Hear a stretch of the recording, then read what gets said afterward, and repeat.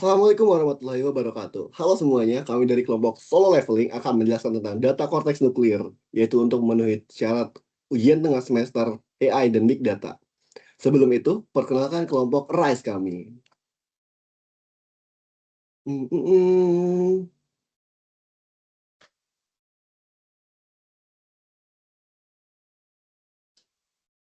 Baik, perkenalkan nama saya Bagus Haryadi dengan NIM 1010724000087 dengan grade Monarch, title Monarch of Shadow, Sum Jinggus. Salam Monarch. Salam. Perkenalkan, saya adalah salah satu shadow dari Monarch, yaitu Muhammad Ihsan Salam, dengan NIM 1010724000131, Grand Marshal, title Berucang. Perkenalkan, saya Alonso Elmoriza Fatara dengan NIM 1010724000017 dengan Great Marshal dan title Igris Cho. Oke, selanjutnya saya sendiri, salah satu Grand Monarch-nya bagus, yaitu dengan nama Dimas Arazaneta dengan NIM 1010724300003 dengan grade Grand Marshal dengan titel Beliaria. Dengan saya Shirley Nur Sasanindra dengan NIM 1010724300014 dengan Great Knight dan title Tankerly.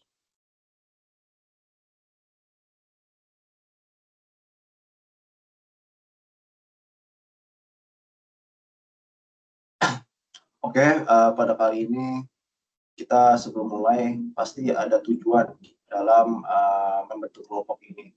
Yang pertama itu tujuan kami mengeksploitasi atau mengekspor si dataset yang diberikan, yakni si korteks nuklir melalui EDA dan algoritma K-means clustering, yang dimana untuk mengidentifikasikan si pola ekspresi protein melalui hyperparameter tunning yang sistematis.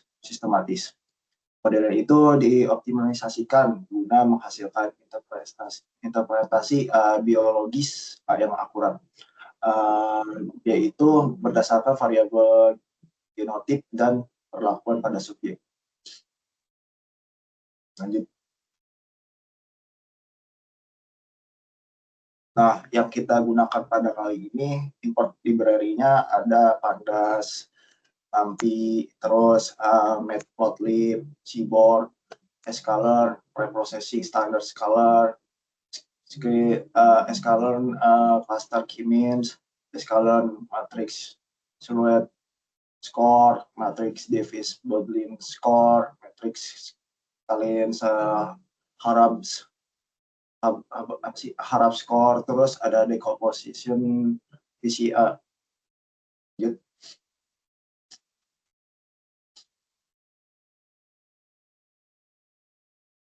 Nah, selanjutnya adalah kita load datasetnya itu. Dataset yang dibaca menggunakan fungsi pdread. Yang sebelumnya kita ketahui itu read itu kan membaca, kalau write itu menulis sama bahasa Inggris. Ya, ini kan kita kan keluar, berarti kita itu membaca dengan parameter engine XLRD, yang dimana format si file yang dikasih itu kan XLS. Nah, setelah pembacaan itu dapat dilakukan pengecekan awal terhadap dimensi data. Terus tipe datanya juga dibagi jadi kolom. Jadi kolom itu ada 5 baris pertama dataset untuk memastikan data terbaca dengan benar. Next. Untuk selanjutnya distribusi kategori, yang dimana metode ini unsupervised learning yang mengelompokkan data dalam cluster. Yang ini berdasarkan berdekatannya dengan centroid K-means.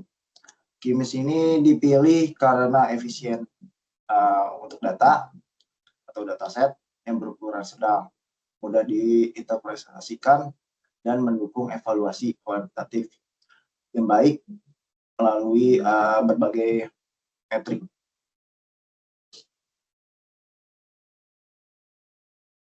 Next.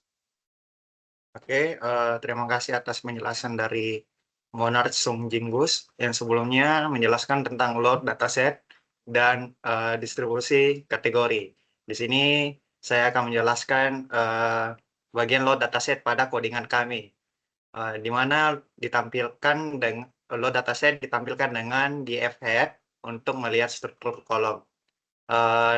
Itu terletak pada set 2 sampai 3 pada codingan kami, yaitu df weathergate, data cortex nuklir, df head, df info.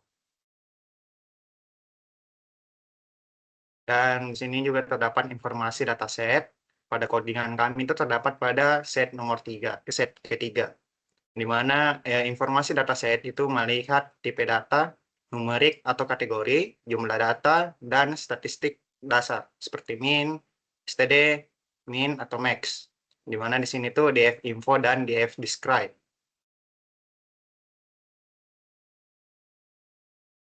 Dan di sini seperti yang tadi dijelaskan yaitu distribusi kategori, di mana di sini digunakan untuk melihat distribusi kelas, genotype, treatment, behavior dengan tujuan memahami komposisi data, apakah seimbang atau tidak. Dan pada codingan kami itu terdapat pada set kelima, di mana isinya itu di F class, value counts, df genotype, value count, dan df treatment hingga df behavior. Dan di sini juga terdapat missing value, yang mana digunakan untuk mencek data yang kosong, hasilnya menunjukkan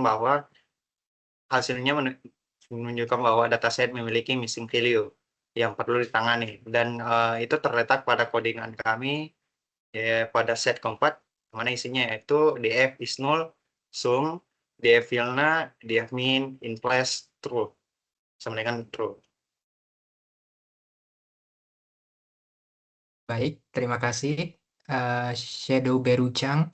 Di sini saya akan mengambil alih, di mana saya akan menjelaskan salah satu codingan kami yaitu visualisasi distribusi, di mana ini codingannya df.his_fixsize 1510 dan plt show yang digunakan untuk menampilkan histogram semua fitur numerik dengan tujuan melihat distribusi data dan mendeteksi outlier secara visual.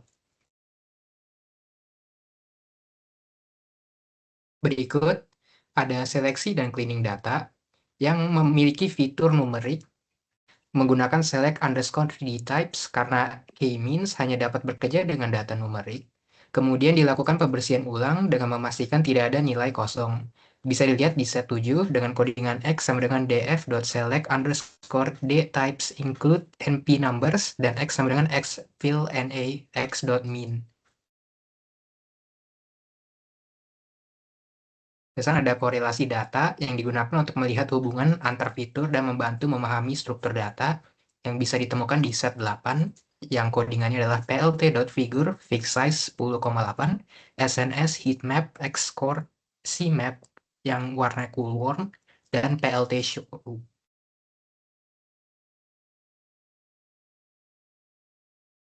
Dan ada normalisasi data yang menyamakan skala semua fitur dan menghindari bias karena k-means sensitif terhadap skala yang bisa ditemukan di set 9 dengan codingan scalar sama dengan standard scalar dan x underscore scale sama dengan scalar dot fit underscore transform x.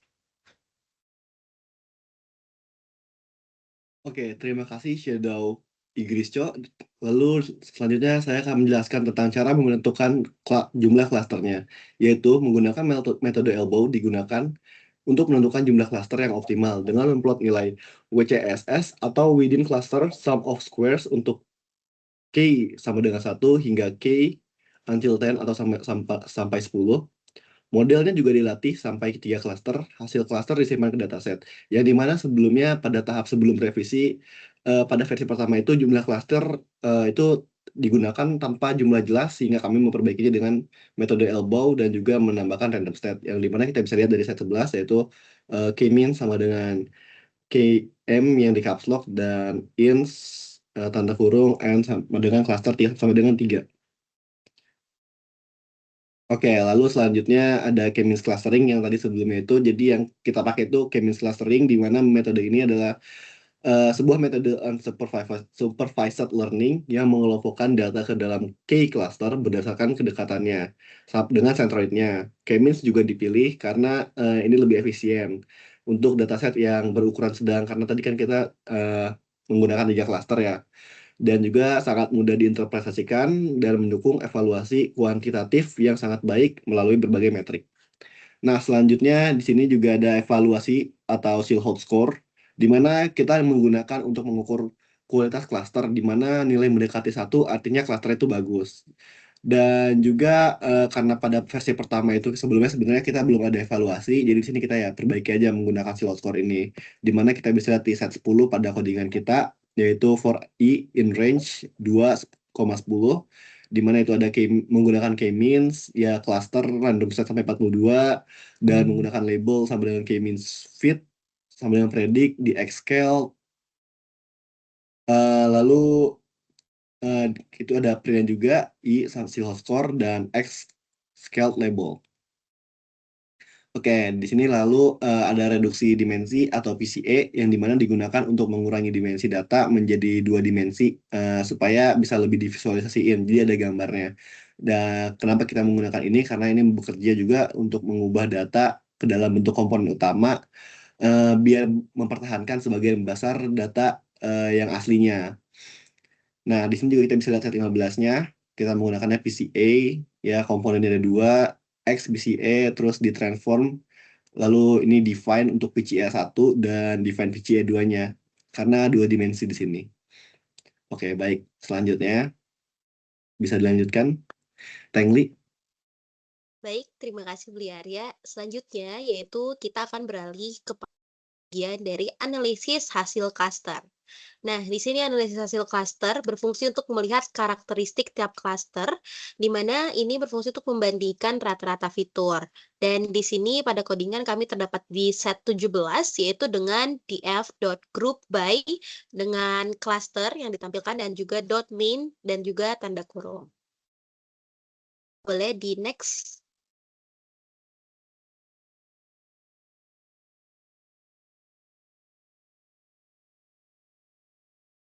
Lalu selanjutnya terdapat visualisasi hasil clustering final, di mana hasil clustering divisualisasikan menggunakan scatter plot pada ruang PCA 2 dimensi, di mana setiap titik merepresentasikan satu sampel dengan warna berbeda per cluster.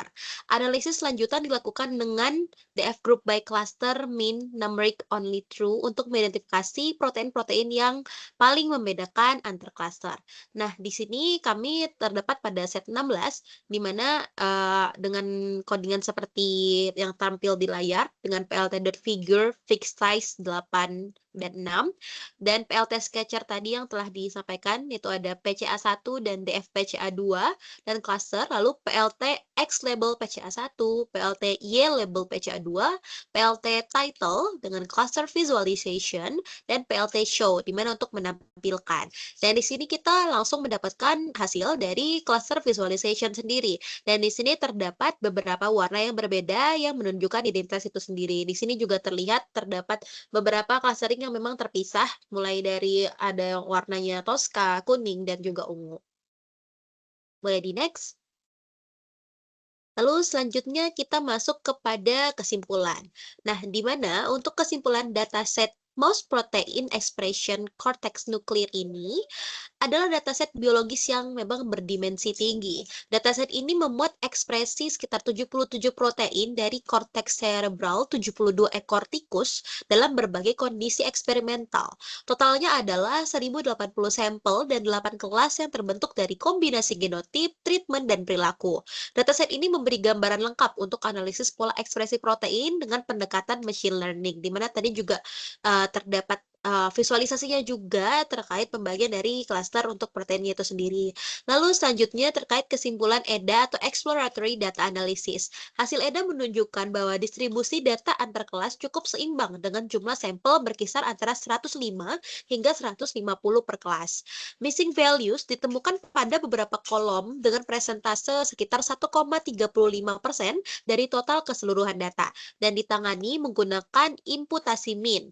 Analisis korelasi simulasi melalui heat map menunjukkan bahwa pasangan protein memiliki korelasi tinggi, mengindikasikannya adanya redundansi fitur yang signifikan dalam dataset. Boleh di next? Oke, baik. Mungkin segitu saja dari kelompok kami. Kurang lebihnya mohon maaf. Terima kasih telah memperhatikan presentasi dari Monarch dan Shadow kami.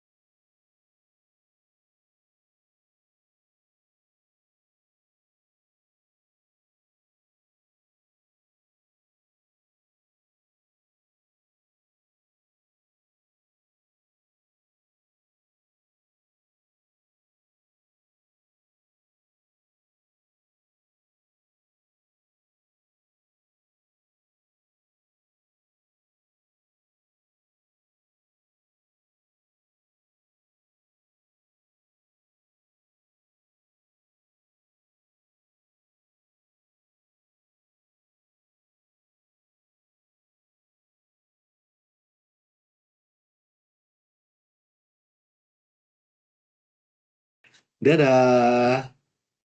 Terima kasih.